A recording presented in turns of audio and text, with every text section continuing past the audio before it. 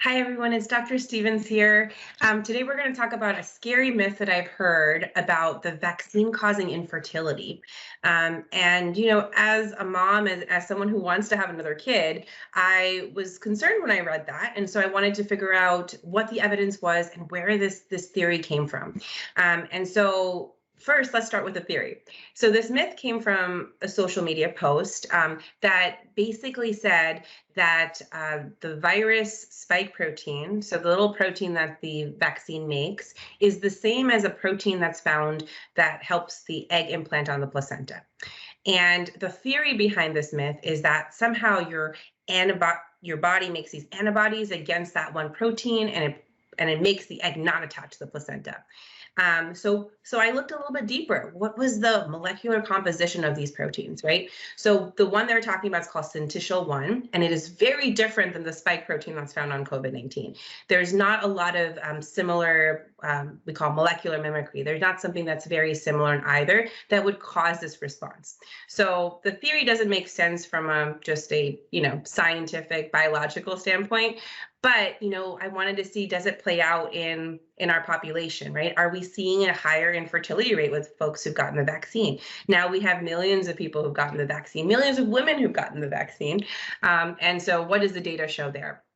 So let's start with the data from the vaccine trials. In the vaccine trials, we found that, so let's look at Pfizer, for example, there were thousands of people who got the vaccine, and 23 women who got the vaccine got pregnant, right? They wanted to exclude pregnancy in the original trials, but sometimes that happens, right? So we know that even in the women who've gotten pregnant, it didn't increase the risk of miscarriage, and they were able to kind of have normal pregnancies afterwards. Now, in the arm that did not get the vaccine in the Pfizer trial, there was one miscarriage.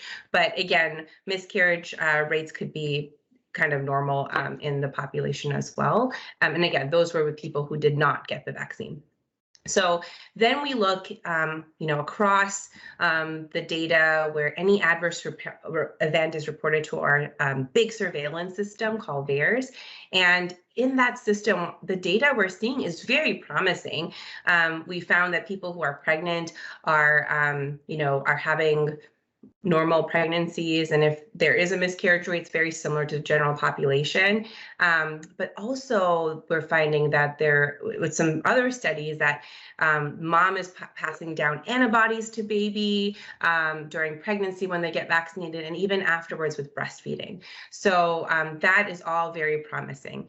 The other side of this, as someone who's a prenatal provider who provides OB care, I also see the horrible parts of COVID-19, the virus on pregnancy. And so it does increase your risk of preterm births and miscarriages if you get the COVID-19 virus. So really getting the vaccine is going to protect your future pregnancies and protect your baby long term. There's some emerging data showing that getting a virus during pregnancy can really affect the baby's nervous system development and have effects on the baby long term when they're older. So that's why it's really important to try to protect ourselves against the flu when we're pregnant, against other viruses when we can, so that we can have healthy pregnancies and healthy babies.